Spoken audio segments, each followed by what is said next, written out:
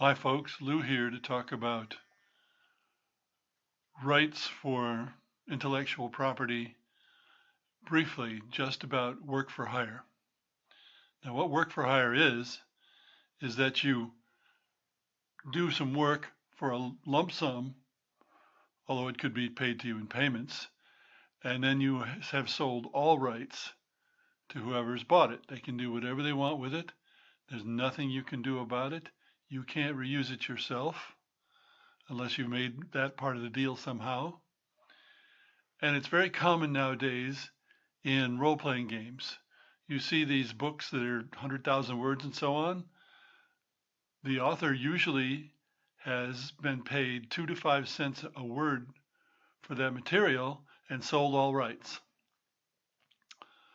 Well, I ran into this a long time ago in the 1980s when I wrote articles for magazines like Dungeon, Dragon, White Dwarf, The Space Gamer, and so on. I only sold first world serial rights. That is, they could put it in a serial publication, a magazine, once, and then all the rights belonged to me. When some of those magazines started to require that I sell all rights, I simply stopped writing for them. I wouldn't do it.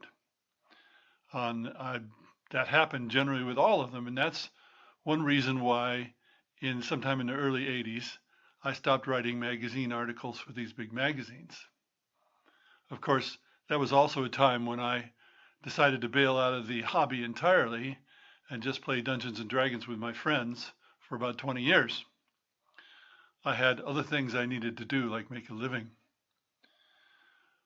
But now, if I want to reuse some of that old material, if I want to rework something for an article for my Worlds of Design column on EN World, or if I want to make a book of reprints, and actually I'm making 2, I can do that because I own all the rights.